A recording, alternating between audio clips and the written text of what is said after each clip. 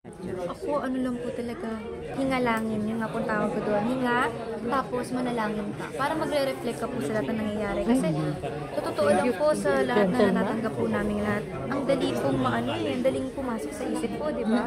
Ang daling maisip na, ito na yung posisyon ko ngayon.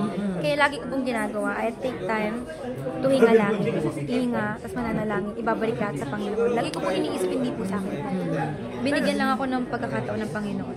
Kasi yung success can be overwhelming talaga. Yung parang papasok talaga eh. So, paano mo yung na iiwasan? Pumasok sa ulo mo na maging grounded ka? Yun nga po, lagi ko pong iniisip talaga na bigay ito sa akin ng Panginoon. Sa Kanya to, lagi ko pong binabalik talaga sa Kanya. Kasi kung wala din naman po siya, hindi din po ito mangyayari talaga. Balik lang po ng balik. Anong religion mo? Born again Christian. So, parang bumirang kami ng Panginoon. Bibigyan niya ako, babalik ko sa Kanya, bibigyan niya ako, babalik ko sa Kanya. And yung mga charities na ginagawa mo, like yung napanalunan mo 1M lahat, dinonate mo. Tapos ang dami pang nakita ko ng mga post mo, ang daming charities. Tapos itong proceeds na ito mapupunta rin sa charities. So bakit may mga ganong advocacy? Kasi po, para sa akin po, ang mindset ko po kasi sa mga natatanggap ko, hindi po siya lagi pong, kahit po yung pamilya ko, for example, kung magbibigay po ako sa kanila, hindi po nila tatanggapin, nanay at tatay ko po, gusto po nila natatrabaho talaga, tapos babalik lang po nila sa akin, or minsan po iniipon lang po nila, tapos babalik din po nila sa akin. Kaya po ako, sa lahat ng blessing na natatanggap ko, lagi po sinasabi na, sapat naman na, nabubuhay naman na ako, lahat ng gusto ko, nakukuha ko naman na. So, hanggat kaya ko po mag-extend ng blessing na natatanggap ko, binibigay ko po sa iba. Kasi hindi ko naman po kailangan lahat. Paano hindi mo kailangan? I mean, parang... You mean yung kinikita mo, sobra-sobra sa'yo? Para po sa akin, ganun po. Kasi, yun nga po, pagbibigyan ko po yung pamilya ko, nakakatulong naman din po ako sa ibang side ng family ko po. And nabubuhay naman po ako. Enough naman din po yung buhay ko talaga. Nakakapag-invest din po ako. So, yung mga sobra po, hindi po siya mahirap i-let go para sa akin at ibigay sa iba at itulungan ko sa Napaka-selfless mo. Oh, sorry hindi ko saan galing yung mga kinikita mo? Kinikita ko po sa vlogging po. Okay. Kasi po, ever since po talaga natatrabaho po ako, kahit sa US po, workaholic po ako, may time po na three jobs po. Ano yung mga naging work mo doon? Cafeteria, nag-ano po ako sa... Ilan taong ka nun? Time po na yun, parang mga 16 po nagtatrabaho. Okay, pwede naman na. Oo, 16. So, cafeteria? Uy, dito minor pa yun. Doon hindi. Sa US po, uso po yun. Cafeteria. Sa school po, nag-catering din po. Sumasali po ako pag may example po, may mga Pilipino doon na may trabaho na ino-offer, kinukuha ko po. Tapos nagtrabaho din po ako sa cashier po, ganyan. Hindi ka nag-aral? Nag-aral po ako. Anong natapos mo? High school po. Ba't di mo tinuloy ng college? Kasi po, nagkaroon na po ako ng opportunity dito sa Pilipinas na And yun yung po yung time na pandemic po. Tapos, Ano yung pinaka-first opportunity na yun? yung mga brand deals po dito, yung audience ko po mga Pilipino po. So, kailangan ako po umuwi dito. Tapos, nag-pandemic din po, online school, ganyan-ganyan. Hindi po ako masyadong fan ng online school po nung time na yon. So, sabi ko, pipick upin ko na lang hanggang sa umusbong po yung career.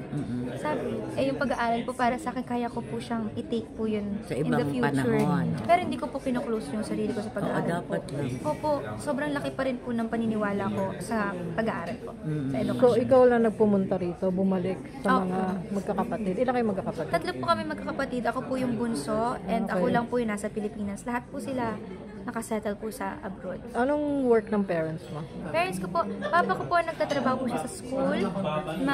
Nanay ko po, caregiver po siya. Ever since, simula po bata po ako. Parehong Pinoy, no? Yes po. Saan sila sa States? Sa Alabama po. Then yung kuya ko po, mechanical po siya. May work na sila Yes doon po. lang. Then yung ate ko po, baker po siya. So, So, the bunso is nandito. Pasaway ba si bunso? Never po. Ako po, yun po, kaya ko po yun ipagyabang. Kahit tanungin niyo po yung, kahit sino sa pamilya ko, naging pasaway ang mga kapatid ko, pero never po ako naging pasaway. Yun po, kahit hindi ko po pagyabang ang lahat ng achievement na makukuha ko sa buhay ko, yun po kaya kong ipagmalaki. Bakit iyakin ka? Iyakin po ako kasi, Oo nga, bakit nga? Ilang beses ka umiyak kanina? Marami kang bubog. Marami kang hindi bubog. naman po, I feel like I feel everything po. Ganun po akong klaseng tao.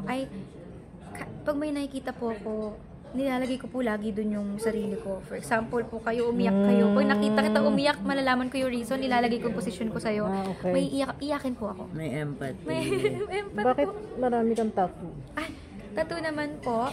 Ako po, feeling ko po part na po Blinag niya yan eh. part na po yun ng So, art hindi ko na ko pala. po. Sobrang dami po. Before po kasi, although I love acting po, gusto ko po mag-artista pangarap ko. Akala ko po kasi mag-settle ako sa music. So, nagpatato po ako. Akala ko po, music na po talagang tatahakin ko lang. So, pag Pero singer wait ba, lang, kailangan ng parang tattoo? Hindi naman po, it's more of dito Expressing ko po your kasi ano. ine-express talaga. Hindi yung dreams mo, ang dami mong dreams. Dream Pwede mo maging isa-isa lang. writer, dream mo maging artista, dream mo maging singer. Ano talaga doon? Alam Tsaka, niyo po. ang dami mong alam na gawin, ha? Lahat po to, it boils down po sa arts talaga. Simula bata po ako, artist po talaga ako. Like, sumusulat po ako, gumuguhit po ako, kumakanta ako, Oh, nag-perform nag-drawing ka ako. pa, nag-illustrate ka pa. Lahat po ng yun is art talaga. So, feeling ko po, simula bata, nasanay na po din yung pamilya ko sa akin na ma-arty ako or artsy. Tsaka po, kung kaya ko naman po siyang gawin lahat, ayoko pong i-box yung sarili ko sa isang bagay lang. Kung kaya ko naman pong gawin yung iba pa pong, kaya pwede din pong makatulong sa ibang tao.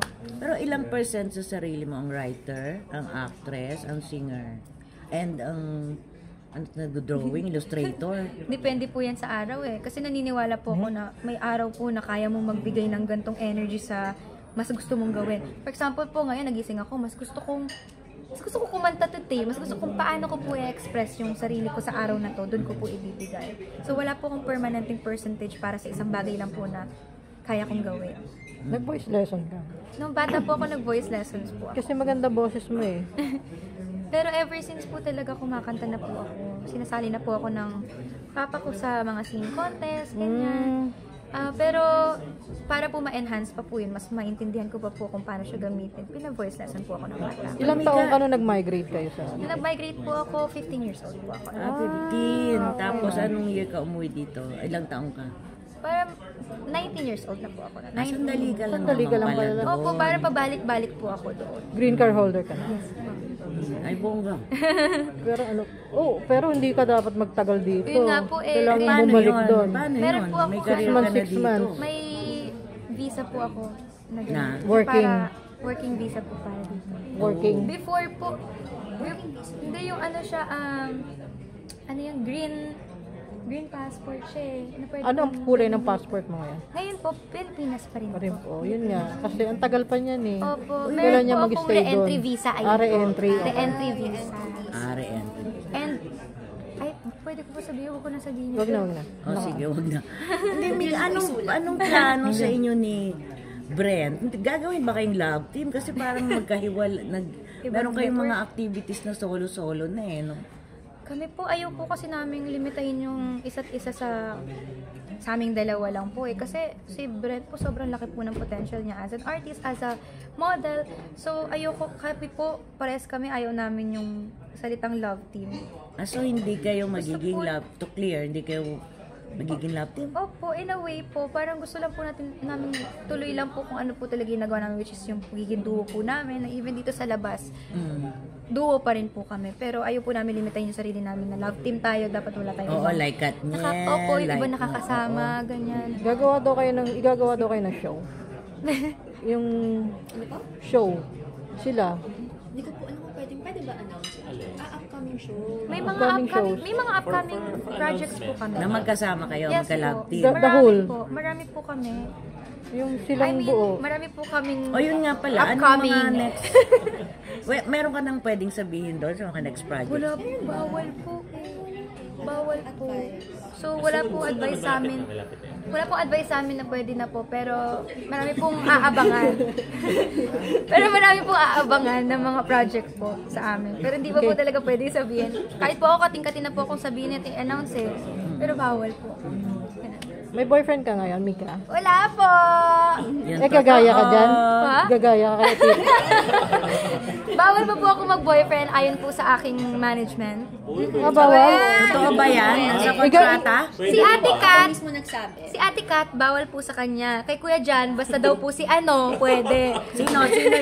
Teka lang. Sino yung si ano? Igagaya mo sa'yo? Hindi ko sasagot. Sino yung si ano? Sabi ko lang, magpayaman So may muna siya. boto kong Okay. para sa kanya. Meron po siyang Ano yung uunahin mong gawin talaga? Oo nga. Tapos na po yung libro. Sa dami. Kaya nga. Ngayon po, nag-workshop po ako para sa acting. Para Good. po pag kami binigay po na project, ay, may nabigay na. Pero para po pagka sumugod na po kami sa gera, hindi po kami kulang sa balas. Sinong Miss Ana Fileo Ah, si Ana. workshop sa akin. Sobrang tutok po. Hanggat may oras po ako na kayang ibigay sa workshop, binibigay ko. alam mo, feeling ko magiging magaling kang artista kasi ang dami mong bubugo. Dayo. Ang dami mong paghuhugutan. Pero Thank you po. may time ka ba na mag-entertain ng sutor, makipag-date? Sabi ko, mo. wala, wag. Ayaw Hindi po talaga. pwede. Ayaw po talaga ng management eh. Hindi pwede ka? Pwede. Parang kung babasahin ko po or papakinggan ko po yung schedule ko, parang hindi po kayang mag-entertain. O dahil sa schedule Yes mo. po. Pero okay din sa'yo maging old maid. Pa? Maging old maid. Kung ano po ang will ni Lord sa love life ko, Okay. go po ako Pero dyan. for the You will record- never beat fate. Ah, For the tama record, naman. nagka-boyfriend ka na. Oo naman po. Ah, okay. Okay. Doon Nakailan dito. Na din po ako. Ano daw? Nakailan na din po akong boyfriend. Ay, grabe ka. Ilan? Dalawa! Doon dito. Dito po. Ah, wala doon. So Wala what po. happened? Ano nangyari? Mga hindi po talaga nag-work. Mga parang hindi po sila will ni Lord, tulad ng sabi ko. Tama. You can never beat fate. Baka hindi kami destiny. How young are you na, Mika? Ah, How young are you? 24. Turning 25 sa October po. Ah, October. Opo. Pwede naman po ako So mag-jowa anong na po feeling sa na age at na yun. 24 flying high ka na? Sobrang ano po ako, lagi lang po talaga ako nagpapasalamat. Lagi po akong parang lumulutang. Lumulutang! Okay. Kasi masaya po. Talaga namang nakakalutang na-experience ng Masaya fame po. na yun. Kasi pinangarap ko Hindi po talaga. biro yan. Paano ka na-discover?